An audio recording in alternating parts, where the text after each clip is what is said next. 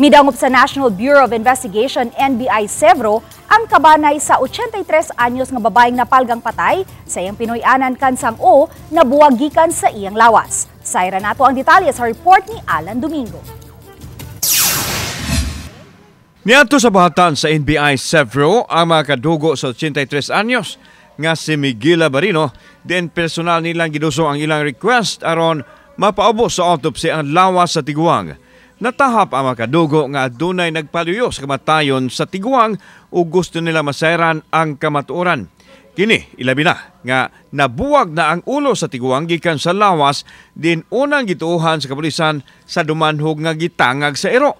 Sayon nini migawas ang initial findings sa dumanhog pulis nga natural death ang namatyan sa Tiguang ug tungod kay anaa naman sa state of decomposition. Dali ra nga nabuwag ang ulo human gitangag sa ero. Kay kung kuan sir, normal ra ang iyang pagkamatay sir, kay atake siya sir. Ano nabulag ang iyang ulo ug ang iyang lawas, layo ra man sa iyang ulo pagkalagpot kay iyang lawas naman sa pultahan. Yang iyang ulo sir kay naa sa ikadong ang gikan sa ubos.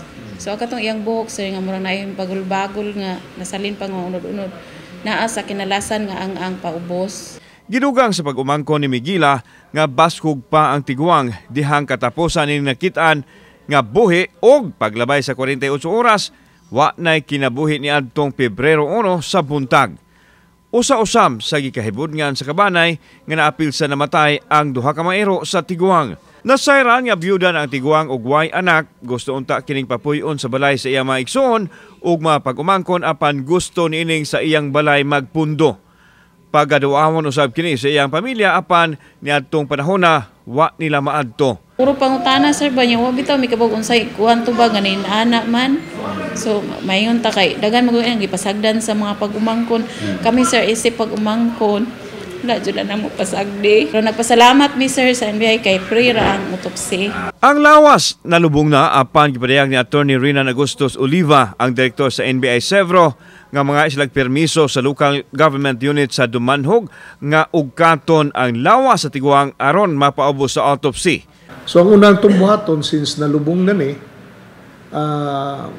mag-request for exhumation ang among medical legal mo request me og doctor from our medical legal division in Manila nga moari to conduct the autopsy sa aning sa body.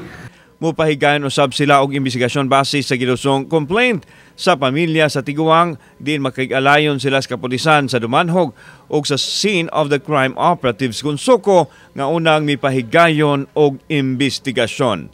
Although ang request for autopsy only, ni-suggest me sa requesting party nga appeal na tong investigation as to the cause of death. Natural cause of death ba? Autopsy is only one part of the investigation. Giklaro sa pamilya sa 83 anyos nga babae kansang lawas na palgan nga wa nay kinabuhi dito sa Barangay Candabong, lungsod sa Dumanhog, nga ilang pagdangop dinhi sa National Bureau of Investigation. Maula nga mahatagan og katin-awan kung aduna bay foul play o wala aron sa makamove on na sila o adunay closure sa naasoy panghitabo o makaangkon sila og peace of mind. Kauban si Clover Lubayag, ako si Alan Domingo. Balitang Bisdak.